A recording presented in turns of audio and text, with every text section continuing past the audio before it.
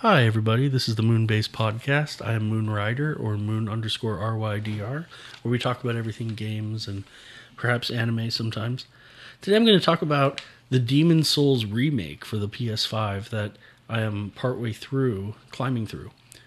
Now, for those of you who don't know, Demon Souls was a game that came out in 2009, and I actually got it and played it in 2009, prior to Dark Souls coming out in 2011.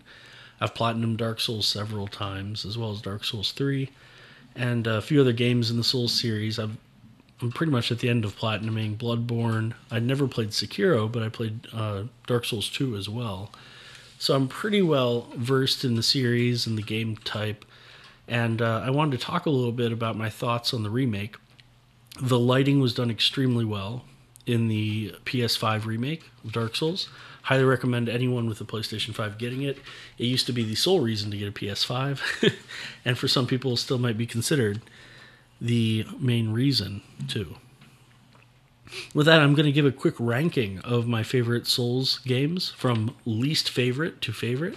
And again, this does not count Sekiro.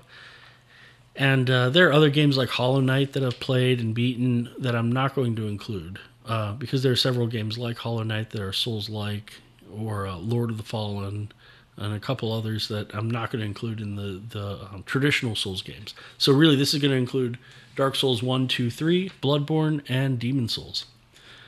So my least favorite game is Dark Souls 2, and this might be that when I first got the game, it was on release date prior to a patch that fixed some of the problems. And they had a problem where in normal Souls games, you can make it as easy as you want by grinding enemies' souls and then turning them in to become more powerful. Well, in this game, they didn't want you to overpower and overlevel, so enemies stopped respawning after a certain amount of time, forcing you to go into tougher areas. The only problem with this, however, is that sometimes you would collect all of your souls, die, and lose all of your souls, and maybe die on your way to go back to collecting them.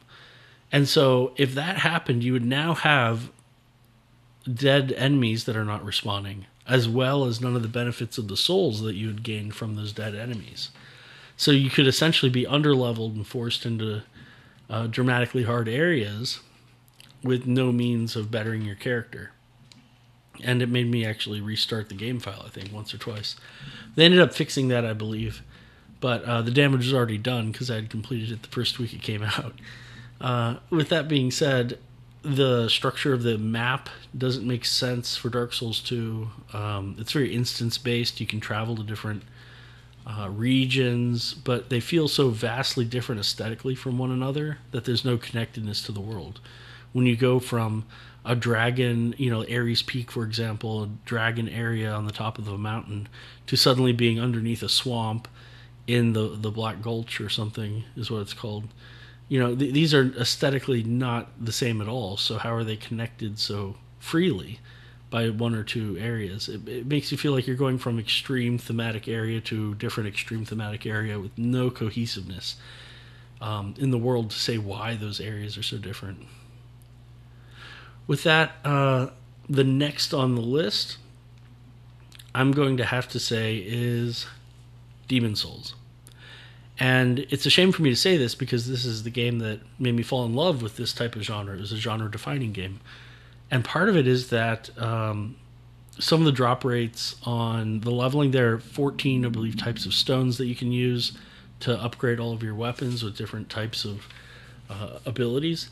And some of the drop rates are horrendous on some of these. I can't remember if it's Bladestone, but there's one where I had to go to a 5-3 instance and do like a 5-minute run for a 0.02% chance of a drop.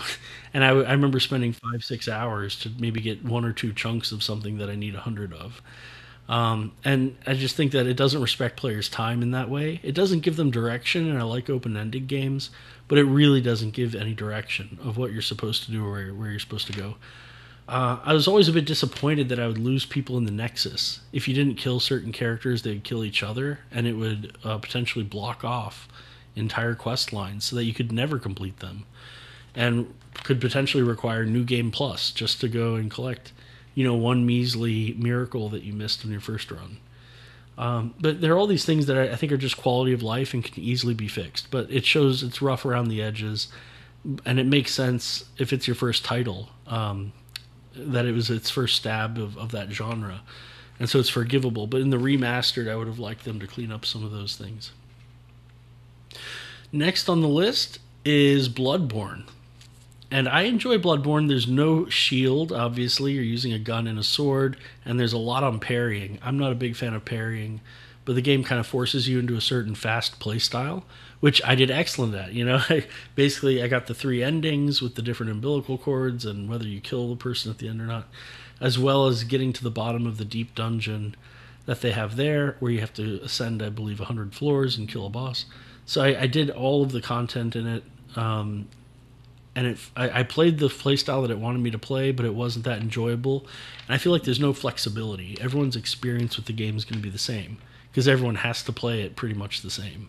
So I felt like that lack of variety. There wasn't variety in weapons that much.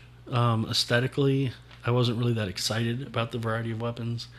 And I felt like it was just damage modifiers. You know, you can give me 100 guns, but it doesn't matter if we're only paying attention to one stat. And finally, to wrap it up, is in this order, I would say Dark Souls 1 and Dark Souls 3 is above Dark Souls 1.